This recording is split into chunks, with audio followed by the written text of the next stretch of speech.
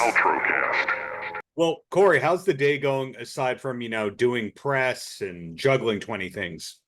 It's going good, man. It's always a little stressful, but exciting all at the same time. When you have a new release out and things are rolling again. So it's fun I see nonetheless. the whiteboard behind you. How much of your to-do list is getting done today? Oh, it's probably just the shape of the roof, actually. But you know what? It's a good idea. I should probably make it into a whiteboard. I have a to-do list. Um, Classic. I put it in a book. So I before I go to bed every day, I figure out. I find it's a lot easier. It takes the stress off to put what I have to do kind of in order, what has to be done first, and try to tackle that throughout the day and get it done. And when it does get done, you feel like you feel complete, man. Well, and this is a compliment here, you're a difficult person to interview because a lot of ours, all you can really talk about is, hey, you have a big tour coming up. Hey, you have all these number one charting singles, etc. But in the case of you being the pilot, uh, who has military service behind him as well. You go, do I talk about the fact that he's a lot smarter than everybody, more accomplished than everybody? Ooh, We just talk about the musical end of the whole thing. So let's talk about the musical end to start with. This latest single has, just a couple of heavy hitters like Mick Mars and Sully and Travis and all that. Did you know that you wanted to have an all-star single, or did it just happen organically? I think well, based on the concept of Outlaws and Outsiders, a couple of years ago, when I remember when I texted Travis to say, "Hey, man, would you be on this song?"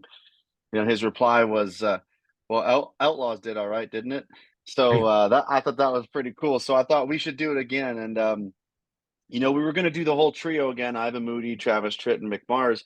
But Ivan was on tour, obviously with Five Finger in Europe and such, and some ideas and names got tossed around, and Sully came up, and I thought, man, I remember listening to Godsmack in high school, and the one thing that really got me was both being drummers.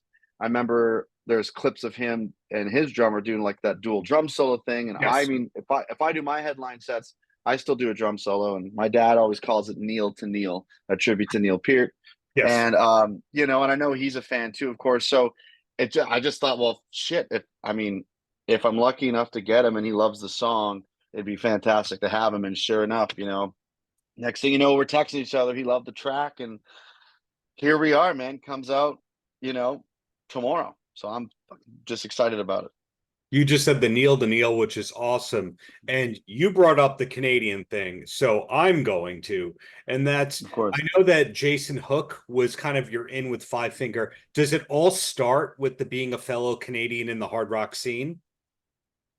No, I think just a little bit of luck, and with the Five Finger thing was the fact that we had the same producer, Kevin Churko, Ah, and when we started writing out, when I wrote Outlaws with Kevin and a couple other songs, we had some ideas around, and he thought, well, if we need some features, I could talk to Ivan, and I remember getting that FaceTime from Ivan one time. It was at like midnight, but obviously like 9 o'clock Vegas time. I'm on Eastern, and it was from Kevin Churko. So I said, I gotta jump out of bed and get this because he never calls me this late. And it was Ivan. He was like, "What's up, Cory, dude? I love the song, man. Thanks for having me on." I'm like, I didn't even know. I was like, "Holy shit!" And turns out, he laid down his vocals on the track and obviously made it a monster too. And took me on tour a couple of years ago as well. But with Jason, looking into him, I was like, I just love his guitar playing. It's yeah. just so unique and so great. And then I found out that I think he's from I'm not sure if he's from Toronto or Winnipeg originally. And I was like, shit, he's Canadian. And it turns out his birthday's October 3rd, mine's October 11th. So I think we just kind of connected on that. We've been great friends for a few years now. I stayed at his place when I was in Vegas last year, something like that, and stayed connected. And he's been telling me all about Flat Black for quite some time now, looking for that singer, and looks like he's got it. And they've been kicking ass too. So I'm super proud and happy for him as well. What a career he had, where he started off as a hard rock guy, Then he went the Mandy Moore, Hillary Duff route. Then he went Five Finger Death Punch, and now Flat Black. In other words, he Yeah. seems like he's very adaptable. Yeah, I think he's done it all and continues to do it all as well. So he's incredibly talented, very bright, and like great writer and great player. He's a great Well, dude. one more Canadian question, and then we'll go back to the Cory Mark show. And that's, you know, the motley ties that you've had in a good way. Because I remember seeing through your old publicist, Jamie, that you were on the stadium tour and Mick Mars, etc. Did you have any ties to Bob Rock? No ties to Bob Rock, man. No, I mean obviously heard of him, but I no ties there at all, no. For me. Ah, got it. Okay, well, back to the Cory Mark show right here. Big tour that is coming up with Theory of a Dead Man, or are they just called Theory? I've read both things. Well, funny you try to get off that topic, but Tyler Conley, BC boy, also Canadian. Yeah. I'm not sure if you knew Yeah. that. I've had the pleasure of speaking with Tyler. Very nice human being. Yeah, he's just such a great dude. He's a goofball too, like me. So we have a lot of fun. He came out on the last tour with Five Finger Brantley Gilbert and came out to our last show in Las Vegas and did Blame It on the Double with me. And we always just text each other stupid shit that we make us laugh. And Well, now to this tour. rudely interrupt you, Cory, to rudely interrupt you, I find the darker the music, the nicer, funnier, more relaxed human being they are when they're not on stage and not doing the on stage, on record character. Yeah, I mean, because I mean, the darker music's got to come from somewhere, and it's typically a dark something or painful something. And I think on that note, I myself obviously been through. I mean, we all been through stuff, but as a writer, it's easy to put that. Well, not easy, but it's easier to put that down in a song in that moment when you're going through whatever. Know and understand that pain, put it into some sort of art form, Mm-hmm. and then know what that pain is. So if someone else is going through it, then you've come above it. It's just kind of like, I'm a very empathetic person as well. So it's like if you're hurting, I'm hurting. I kind of want to figure it out and make sure you're okay too. Above me. So that's just kind of, I don't know. I've been figuring that out lately too myself in the last couple of years, where I feel like I feel a lot more of other people's pain, or like it's kind of, you walk in the room, especially if you know someone already, and they kind of be quiet. It's like, hey man, are you good? Like, what's going on? And then ultimately I just try to make them laugh and forget about, because that's the best, the best cure for anything is really, it's comedy, right? So if you're feeling down or Yeah. tired or whatever, if you have a good laugh, man, you kind of just sparks you back up.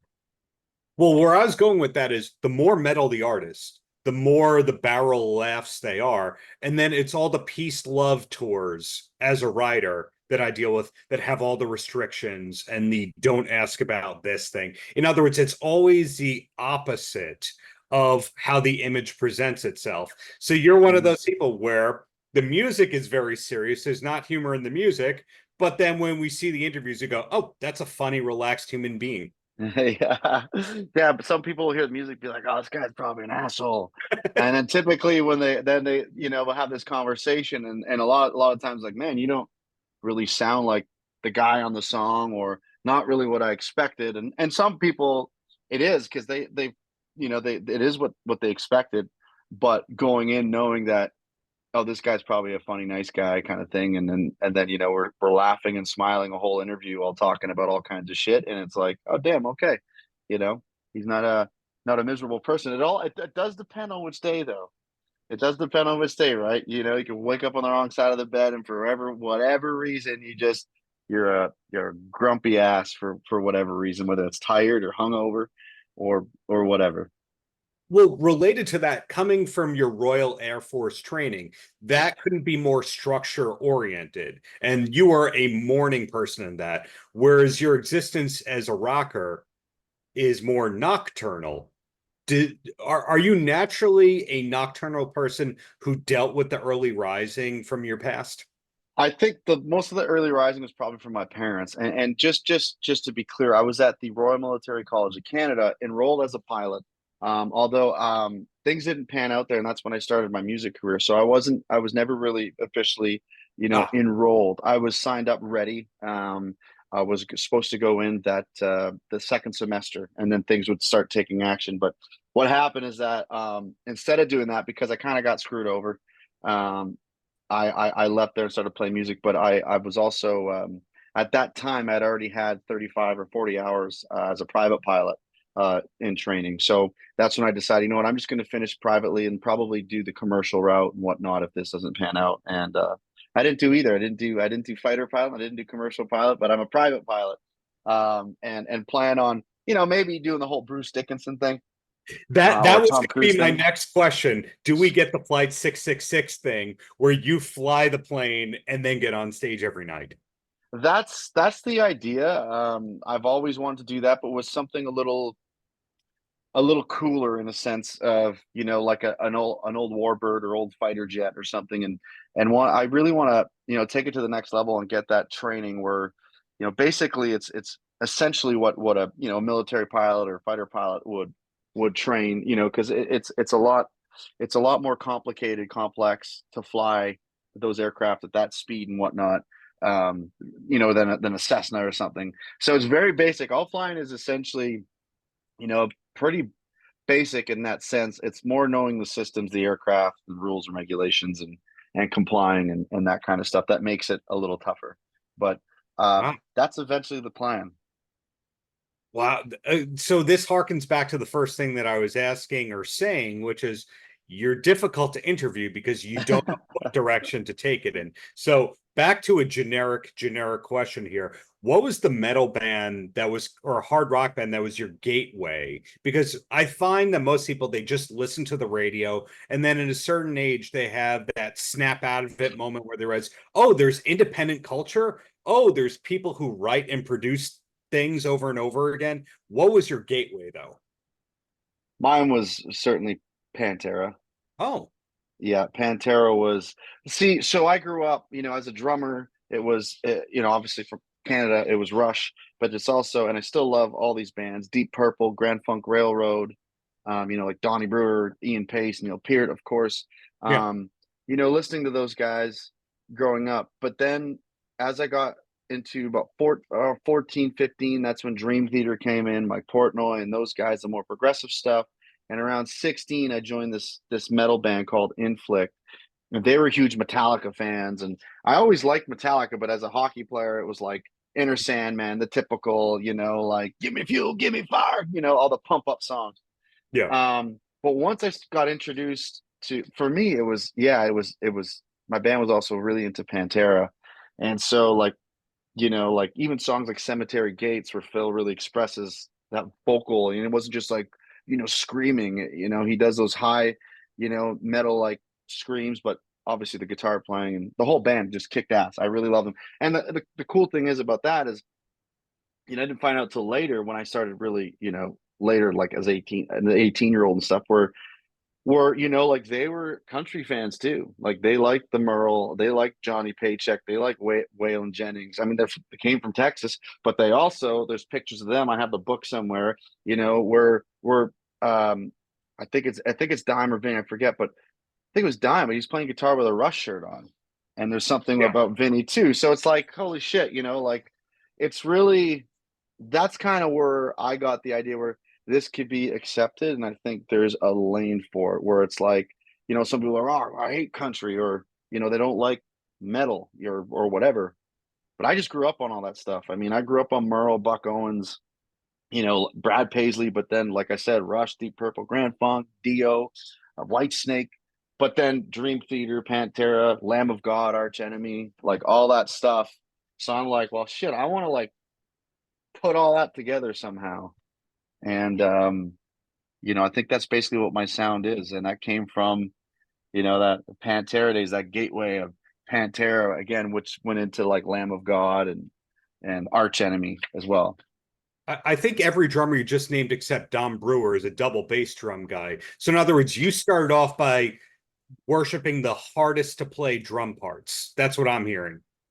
Well, I guess so. I mean, but it all stemmed from those guys, right? Like, I mean, even as metal and as hard as those guys play and as fast and you know, I don't know any drummer that doesn't mention like Neil Peart or like, Ian Pace, which were like the original, especially Ian of Deep Purple is like, Yeah. that was metal then. When you hear Speed King and Highway Star, like And that guy Burn. Yeah. and Burn and She Said Burn, just I remember my dad and I just cranking that stuff. I think it was live in Japan or whatever. Yeah. And when you hear that, it's just like this is so badass, man. And there's no tracks, there's no nothing. It's a band on stage playing in front of thousands and just kicking ass, on all aspects. Makes sense to me. I've two more questions and then I'll let you go. And the first one is in terms of new music, it seems like you're comfortable with doing singles and collaborations as much as you are albums. What should we be looking for in the future in terms of new music? New music, well, I've been working on new music for 3 years now, and I have a brand new album coming out on my birthday, October 11th, which is Canadian Thanksgiving. So I'm gonna be super excited about that, and Yeah. I'm just really really excited for you know the world to hear this next project. And it's like the first one in a sense where it's there's the party rock anthems, there's the real Merle Haggard like make you cry, have a whiskey at 2 in the morning by yourself type song. It's a little bit of everything. It's really, again, just it's what I love and who I am, and I know that people can relate to it. And the title of that album is kind of funny too in a way, because it's going to be called Sorry for Nothing. And that's one of my favorite songs on that album is called Sorry for Nothing, because I wrote with some really great writers. um Aaron Gillespie, From is one of Under Oath? from Under Oath. Yeah. He was such a mad talented dude, and he really brought and Riley Thomas, and he really brought this, like, he's like, no, no, tell me, like, how did you feel when this happened? Tell me about, I want to know who Cory Marks is, like, where did you come from? And it even mentions, that the house and street I grew up on, and of course my mama, and all that stuff. But it's really a very personal song and powerful song, and it's the only song. I mean, I don't know if this is, screw it. I mean, it ain't metal, but that's the first song I wrote, and then we demoed it that day, and of course we were sipping on some bourbon, but I literally cried when I heard it back. It was just such a, like, it was almost like listening to myself tell my story, you know, Hmm.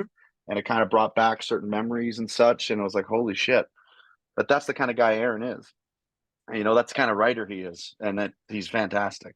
Another singing drummer. Another singing drummer. Yeah, yeah, yeah. Yeah, It, just super talented, sweet, sweet dude as well. But yeah, this album, Story for Nothing, is going to be 13 tracks, 13 new tracks. There's another probably 20 in the vault, if not more. We were going to do this whole 18-20 track thing, but I think the plan is now to get this out.